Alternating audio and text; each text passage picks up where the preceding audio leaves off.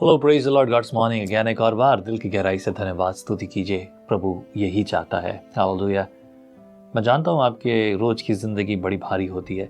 सुबह उठना, तैयारी करना और दौड़ भाग, क्योंकि रात को टाइम से नहीं सोए। ओके, उठने में सोने में देरी होती है, सोने में देरी होगी तो उठने में भी देरी होती है।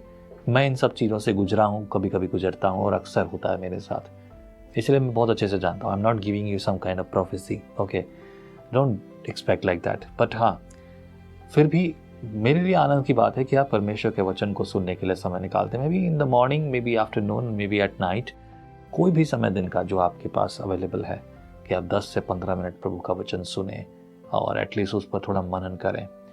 आप जितने पढ़कर मनन करते हैं वो बहुत बेहतर करते हैं, क्योंकि आप और अधिक उत्तम प्राप्त करेंगे।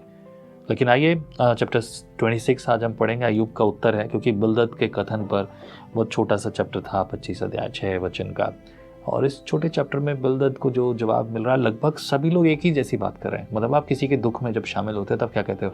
ओके, प्रभु आपके साथ हो, शांति रखिए, कोई बात नहीं, फिर से नई शुरुआत करेंगे। क्या बोलेंगे आप? सबके पास एक ही शब्द होता है, सब यही जवाब देने आते हैं, शांति रखिए, प्रभु आपको शांति दे। हमारे पास्टर्स के ग्रुप में जब किसी की मृत्यु हो जाए तब वहाँ पे कंडोलेंस भेजते हैं। कंडोलेंस में एक दो शब्द हेर फेर होते हैं, सबके अपने अपने, और people response in that way. That's it, there is nothing else. और क्या कहेगा कोई किसी के लिए? लेकिन यहाँ पर बिलदद ने कुछ बातें कही हैं और उसको ये अय्यूब उत्तर दे रहा है। ये उत्तर ठीक वैसे ही हैं जैसे बाकी अध्यायों में हैं, लेकिन आपकी और मेरी समझ के लिए वचन की ओर हम आगे ध्यान दें। चैप्टर 26 वर्स 1 लिखा है, तब अय्यूब ने कहा, निर्बल जन की तूने कितनी बड़ी सहायता की, और जिसकी बाह में सामर्थ रही उसको तूने कैसे संभाला है। निर्बुद्धि मनुष्य को तूने कितनी अच्छी सम्मति दी, और अपनी खरी बुद्धि और कैसी भली प्रकट की है कि तूने उसके हित के लिए बात कही, और किसके मन की बातें तेरे मुंह से निकली।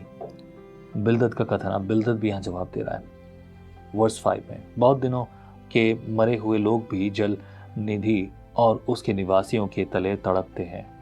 अधोलोक उसके सामने उघाड़ा रहता है और विनाश का स्थान ढक नहीं सकता। वह उत्तर दिशा को निराधार फैलाए रहता है और बिना टेक पृथ्वी को लटकाए रखता है। वह जल को अपनी काली घटाओं में बांध रखता और बादल उसके बोझ में नहीं फटता। वह अपने सिंहासन के सामने बादल फैलाकर उसको छिपाए रखता है। उजियाले और अंधकार के बीच जहां सीमा बंदी है, वहां तक उसने जल निधि की सीमा ठहरा रखी है। उसकी घुड़की से आकाश के खंभे थरथरा कर चकित होते हैं। वह अपने बल से समुद्र को शांत करता और अपनी बुद्धि से रहब को छेद देता है। उसकी श्वास से आकाश मंडल स्वच्छ हो जाता है। वह अपने हाथ से वेग भगाने वाले नाग को मार देता है। देखो, ये तो उसकी गति के किनारे ही है, और उसकी आहट फुसफुसाहट ही सी तो सुनाई पड़ती है। फिर उसके पराक्रम के गरजने का भेद कौन समझ सकता है?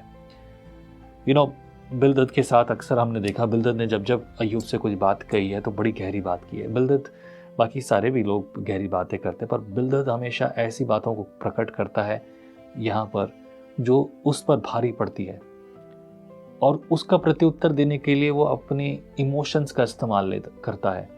हालांकि इमोशंस यहाँ बहुत अच्छे से काम भी करते हैं, पर यहाँ पर बिलदद को दुख तो है अपने साथी का, लेकिन दुख के साथ साथ वो बुद्धि की बातें भी कर रहा है। और कभी ऐसा लगता है, ऐसा प्रतीत होता है कि ये विरोध में है, कभी लगता है पक्ष में है, पर अभी वो बिलदद यहाँ परमेश्वर की सी बात कर रहा है और उसे समझाने की कोशिश कर रहा है। इसी का अय्यूब का जब उत्तर है तो 27 अध्याय में शुरू होता है। हम कल पढ़ेंगे इसे। प्रभु आपको प्रेरित करे। आइए प्रार्थना करते हैं। प्रभु बुद्धि दे, ज्ञान दे, तेरे लोगों को संभाल, तेरी योजना में चला। तेरी इच्छा जैसी पूरी होती है वैसे पृथ्वी पर पूरी हो। संभाल प्रभु हर एक को, और प्रभु हर परिस्थितियों में तेरी ओर से चिन्ह, चमत्कार और चंगाई प्रकट हो। बुराइयों से दूर रख, परंतु तेरी मर्जी में चला।